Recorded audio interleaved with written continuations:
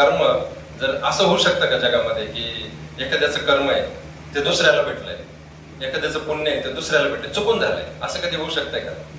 तर हे जाणण्यासाठी आपण बघा, हे कसं आहे ना, सगळं दैवी नियंत्रणाच्या अंडर चाललंय, सगळं भगवंताचं नियंत्रण असतं या कर्म आपल्या बाबतीत जे घडतं ते रॅन्डम कधीच नाही.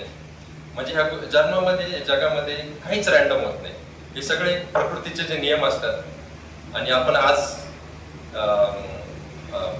हे कर्माचे जे नियम आहे त्याच्याबद्दल आपण चर्चा करतोय. लॉ ऑफ कर्मा.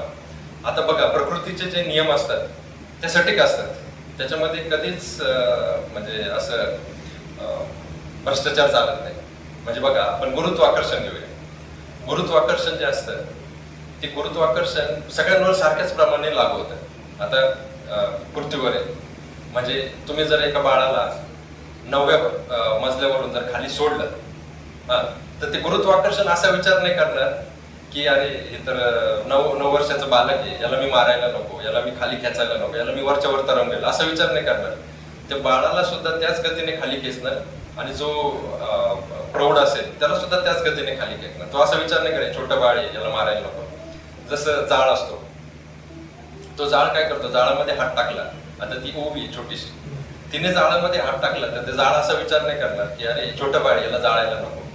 ते त्या छोट्या बाळाप्रती किंवा बुजुर्ग व्यक्तीप्रती त्याचा सारखंच लॉ नियम लागू होतो. त्याच प्रकारे कर्माचा नियम असतो. कर्माचा नियम हा सगळ्यांना लागू होतो, तो विचार करत नाही. कधी कधी आपल्याला वाटतं हे कठोर आहे, आणि तो कसा लागू होतो हे भगवंताच्या निर्देशनाखाली चालतंय.